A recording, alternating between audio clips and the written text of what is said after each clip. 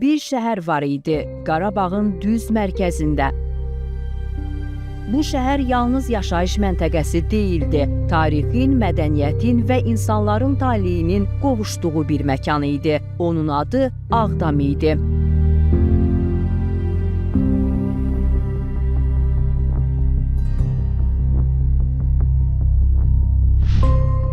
Uzun illər Ağdam Qarabağın ən böyük və ən inkişaf etmiş şəhərlərindən biri olub.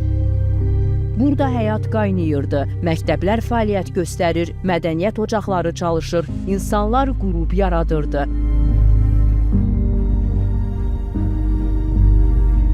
Məhz buna görə Ağdamı Qarabağın ürəyi adlandırırdılar.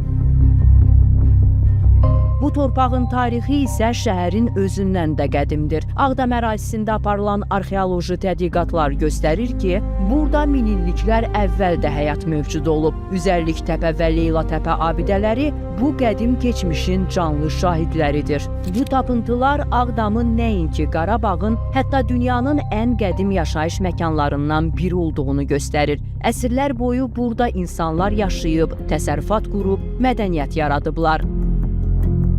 18-ci əsrdə Qarabağ xanlığının formalaşması ilə Ağdam bölgənin siyasi və iqtisadi həyatında daha mühüm rol oynamağa başladı. Şahbulaq qalası və imarət kompleksi həmin dövrün bugünə qədər qorunub saxlanılan ən mühüm yadigarlarıdır. Ağdam yalnız tarixi ilə deyil, mədəniyyəti ilə də seçilib. Bu torpaq Azərbaycanın elm və incəsənətinə görkəmli şəxsiyyətlər bəxş edib. Muğamın səsi buradan yüksəlib, Qarabağın mədəni ruhu burada formalaşıb. Ancaq Qarabağın ürəyini qarşıda ağır sınaqlar gözləyirdi. 1988-ci ildə başlayan hadisələr Ağdamın tarixində tamamilə yeni bir səhifə açacaqdı.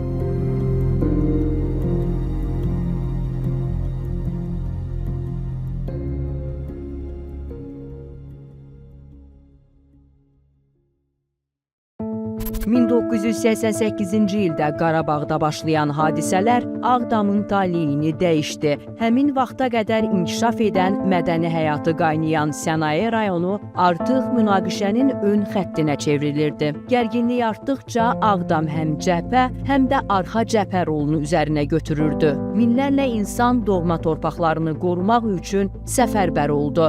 Rayon Qarabağ uğrunda mübarizənin əsas dayaqlarından birinə çevrildi. 1988-ci ilin fevralında Qarabağ hadisələrinin ilk günlərində Azərbaycan ilk şəhidlərini verdi. Əli Hacıyev və Bəxtiyar Quliyev. Onların adları sonralar yazılacaq qəhrəmanlıq salnaməsinin ön səhifələrinə çevrildi. Sonrakı illərdə Ağdam minlərlə oğlunu vətən uğrunda itirdi. Məhz müharibənin ən ağır yükünü daşıdığı, ən böyük ağrılardan keçdiyi üçün Ağdam sonralar qəhrəman rayon adlandırıldı.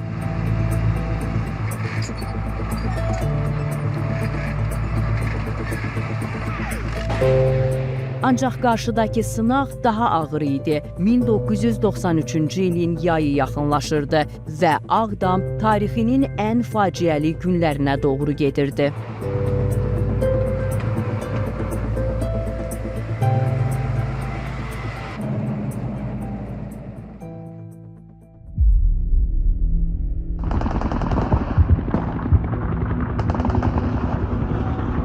Bəzi tarixlər var ki, illər keçsə də unudulmur. 23 iyul 1993-cü il Ağdam üçün məhz belə tarixlərdəndir. 1993-cü ilin yayında Ağdam uğrunda döyüşlər daha da şiddətləndi. Rayon mühasirə təhlükəsi ilə üz-üzə qalmışdı. Mövqelər atəşə tutulur, yaşayış məntəqələri zərbələrə məruz qalırdı.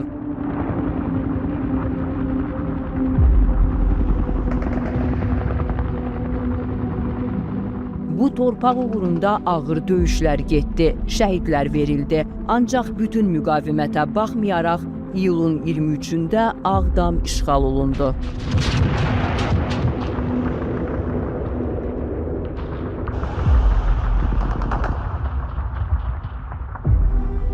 İşğal nəticəsində yüz minlərlə insan doğma yurd yuvasından ayrı düşdü. Minlərlə ailə uzun illər məcburi köçkün həyatı yaşadı. Ağdam Azərbaycanın ən böyük humanitar faciələrindən birinin simvoluna çevrildi. İşğaldan sonra şəhər sistemli şəkildə dağıdıldı. Yaşayış binaları, məktəblər, mədəniyyət ocaqları və tarixi abidələr məhv edildi. Bir zamanlar həyatın qaynadığı şəhər xarabalığa çevrildi.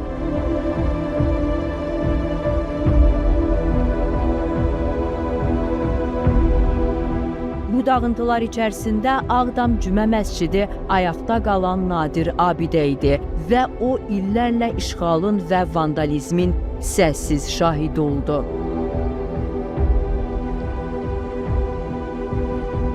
İllər keçdikcə Ağdam dünyanın müxtəlif ölkələrindən gələn jurnalistlərin diqqətini çəkdi.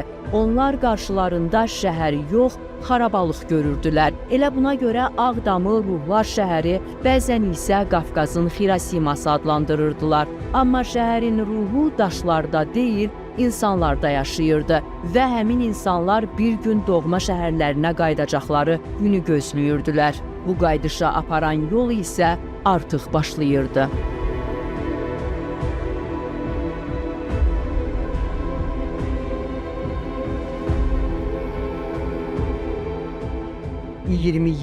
il. Ağdam bu illəri sükut içində keçirdi. Şəhərin sakinləri ölkənin müxtəlif bölgələrində yaşasalar da, doğma torpağa qayıdacaqları günü səbirsizliklə gözləyirdilər.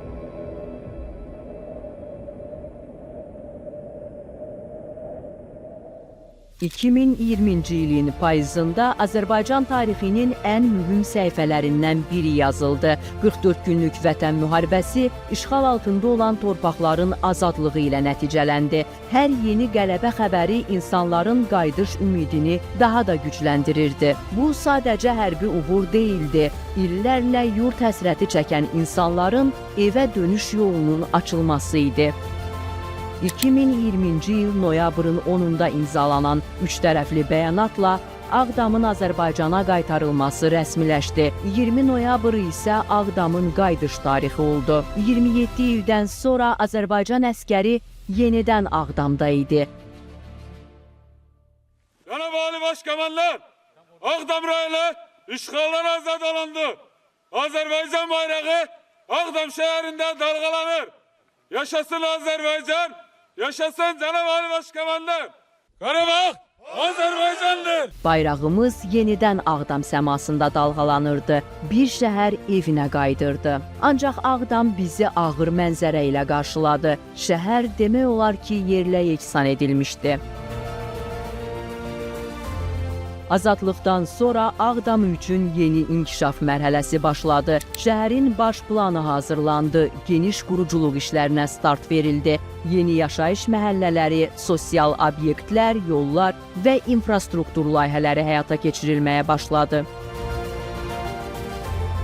Bu, tarixdə nadir rast gəlinən prosesdir. Tamamilə dağıdılmış bir şəhər yenidən qurulurdu. Artıq söhbət yalnız qayıdışdan yox, həm də yeni Ağdamın yaradılmasından gedirdi. Çəkiliş apardığımız gün Ağdama yağış yağırdı. Bu torpaqda sanki həyat yenidən cücərirdi və Ağdam artıq keçmişin yox, gələcəyin şəhərinə çevrilirdi.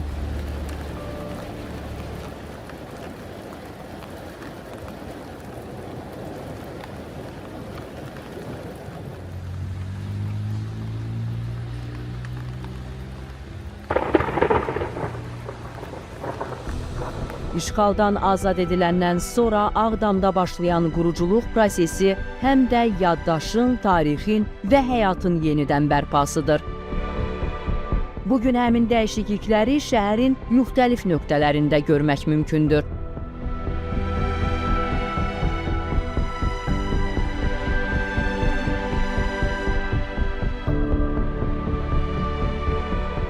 Hazırda olduğumuz bu məscid illərlə işğalın səssiz şahidi olub. Divarları dağıntını, həyəti isə bir şəhərin susturulmuş nəfəsini yaddaşında saxlayıb. Amma bugün Ağdam Cümə məscidi keçmişin ağrısını yox, yenidən dirçəlişin ilk addımlarını simvolizə edir. Çünki Ağdamda həyat dağıntıların arasından yenidən boyatır.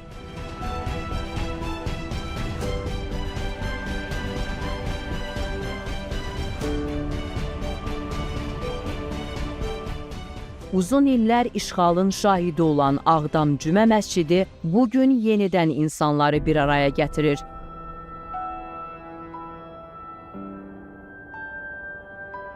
(1868-ci ildə məscid tikilən zaman məscidin girişinə bir ayət yazılır. Fəth surəsi 1-ci ayə. İnnə fətəhnə ləkə fətən mubinən. Həqiqətən biz sənə açıq, aydın fəthi əta elədik. Yəni bir sözlə qələbə verdik. O dövrdə heç bir məscidin girişində, məscidin özündə o ayət yazılmır. Və hətta o məscidə bir yazılan da ayə deyil. Bu ayə adətən döyüş bayraqlarında yazılmış. Üzərindən 150 il keçir.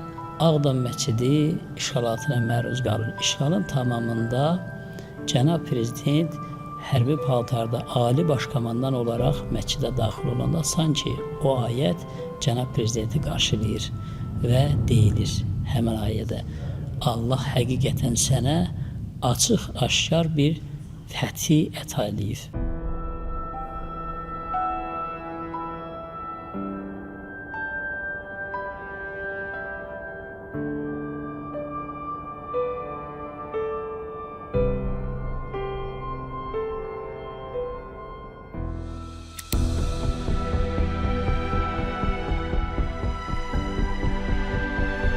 Ağdamın tarixini yaşadan əsas məkanlardan biri də İmarət kompleksidir. Qarabağ xanlarının irsi, Natəvanın xatirəsi və bölgənin tarixi bu məkanda qorunub saxlanılır.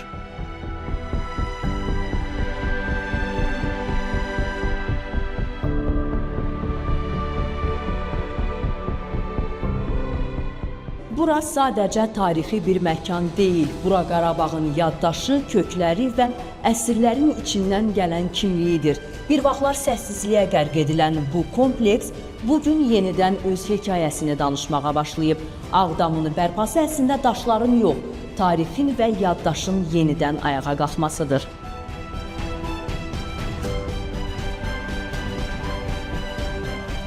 İmarət kompleksi 18-ci, 19-cu əsrlərə aid tarixi memarlıq abidəmizdir.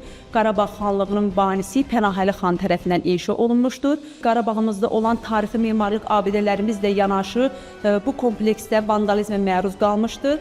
Vandalizm nəticəsində İmarət kompleksində olan xan nəslinə aid 5 türbələr dağıdılmış və eyni zamanda da donuzçuluq təsərrüfatı kimi də istifadə olunmuşdur. İşğaldan azad olunduqdan sonra Cənab Prezidentimizin tapşırıqlarına əsasən kompleksdə 2023-2024-cü illər ərzində həm restavrasiya işləri və eyni zamanda da kompleksin qəbirstanlıq ərazisində arxeoloji tədqiqat işləri həyata keçirilmişdir. Arxeoloji tədqiqat işləri nəticəsində ümumilikdə 213 müsəlman qəbri aşkar olunmuşdur. Onlardan 18-i xan ailəsinə mənsub türbələrin daxilindədir. Bugün burada həyata keçirilən bərpa işləri tarixi irsin gələcək nəsillərə çatdırılmasına xidmət edir.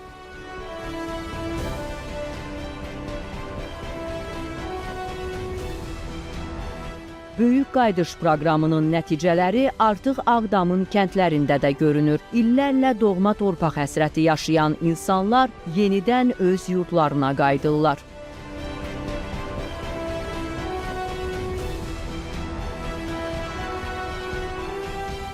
Bir zamanlar bu yollar ayrılığa aparırdı. Bugün isə qayıdışa. Xıdırlıda yenidən yanan hər işıq, açılan hər qapı bu torpağın sahibinin geri döndüyünün ən real sübutudur.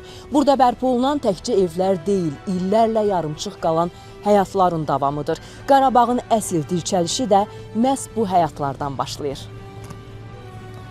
Salam. Xoş gününüzə gələk.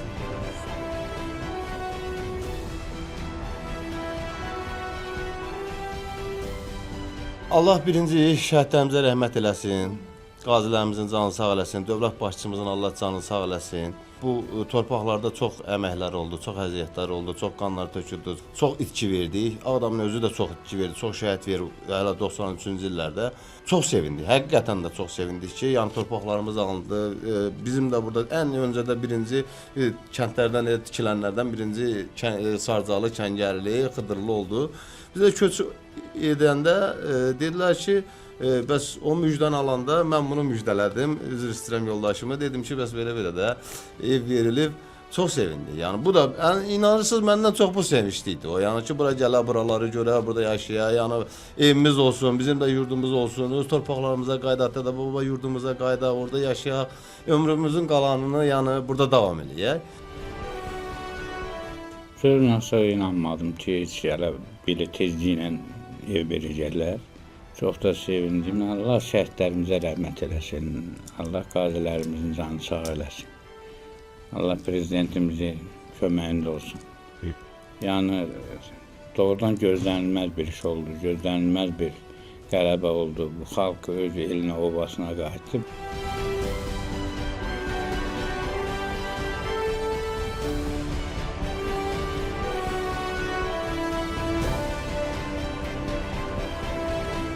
Qayıdış yalnız evlərin tikilməsi deyil, bu yarımçıq qalmış həyatların yenidən davam etməsidir. Ancaq şəhərin tam dirçəlişi üçün daha bir vacib amil lazımdır. İqtisadi inkişaf və Ağdamın yeni iqtisadi həyatı artıq formalaşır.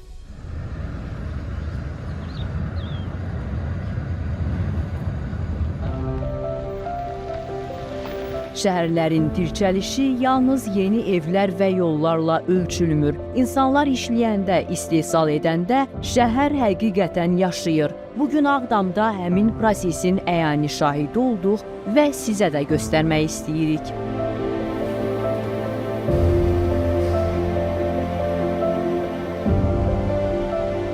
Ağdam Sənaye Parkı, 31 rezident, 5 qeyri-rezident, 172 milyon manat investisiya, 1000-dən çox iş yeri, 13 fəaliyyət göstərən müəssisə. Ağdam Sənaye Parkı qısa müddətdə Qarabağın əsas iqtisadi mərkəzlərindən birinə çevrilib. Burada fəaliyyət göstərən müəssisələr yeni iş yerləri yaradır, bölgənin iqtisadi inkişafına töhfə verir. Uzun illər bu torpaqlarda dağıntının izi görünürdü. Bugün isə burada tikilən müəssisələr, çəkilən kommunikasiya xətləri və qurulan istehsal sahələri tamam başqa mənzərə yaradır. Ağdam Sənaye Parkı göstərir ki, bu şəhərə həyat təkcə sakinlərin qayıdışı ilə yox, iqtisadi nəfəsin bərpası ilə də dönür. Çünki şəhərləri yaradan yalnız divarlar deyil, işləyən insanlar və hərəkətdə olan iqtisadiyyatdır. Sənaye Parkında fəaliyyət göstərən müəssisələrdən biri də Bafco Investor. Burada işçi ayaqqabıları və xüsusi təyinatlı çəkmələr istehsal olunur. Müəssisənin illik istehsal gücü yarım milyon cütdən çoxdur.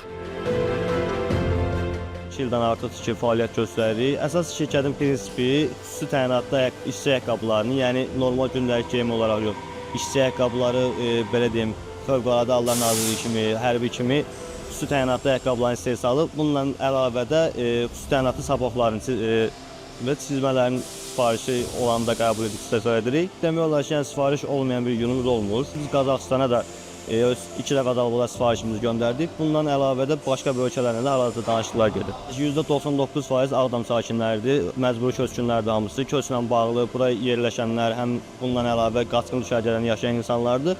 Kənar şəxslərdən demək olar ki, yox. Yəni 90% Ağdamın öz içindən qarışıq Ağdam sakinləri. Parkın ilk ixrac həyata keçirən müəssisələrindən biri isə Mr. Decordur. Burada istehsal olunan məhsullar artıq xarici bazarlara göndərilir.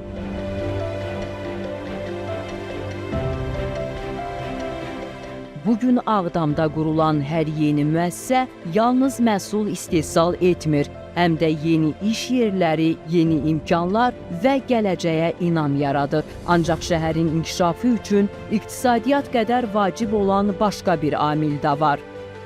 Yollar, çünki qayıdışın davamı məhz yollarla başlayır.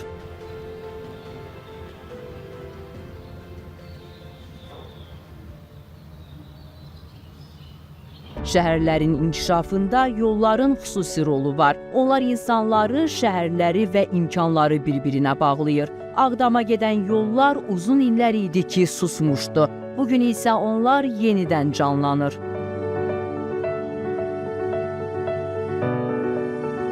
Vaxtı ilə Qarabağın mühüm nəqliyyat mərkəzlərindən biri olan Ağdam yenidən bu missiyanı üzərinə götürür. Şəhərin müasir nəqliyyat infrastrukturu onun inkişafının vacib hissəsinə çevrilib. Ağdamın yeni simvollarından biridir dəmir yolu və avtovağzal kompleksi. Müasir standartlara uyğun qurulan kompleks ölkənin digər bölgələri ilə Ağdamın əlaqələrini gücləndirir. Burada sərnişinlərin rahatlığı üçün bütün zəruri şərait yaradılıb. Kompleks hər gün minlərlə sərnişinə xidmət göstərmək imkanına malikdir. 2024-cü ilin avqustunda isə tarixi hadisə baş verdi. 32 ildən sonra Bakıdan Ağdama ilk sərnişin qatarı yola düşdü və qaydışın növbəti mərhələsi yaşandı.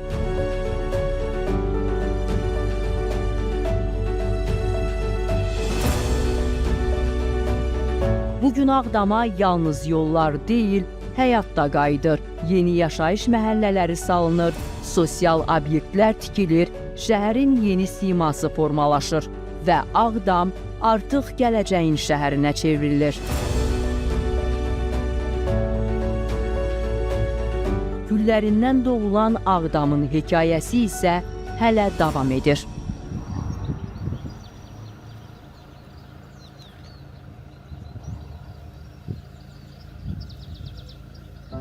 Şəhərlərində insanlar kimi taleyi olur. Bəzən ağır sınaqlardan keçir, bəzən isə yenidən ayağa qalxır. Bugün Ağdam məhz belə bir dövrünü yaşayır.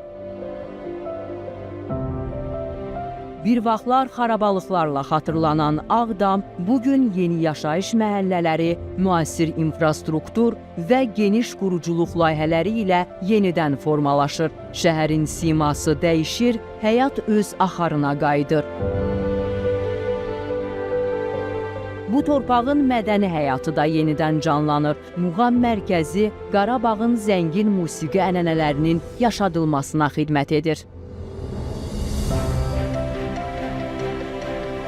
Yeni Ağdam eyni zamanda turizm, xidmət və biznes imkanlarının formalaşdığı bir şəhərə çevrilir. Burada qurulan infrastruktur gələcək inkişaf üçün möhkəm zəmin yaradır.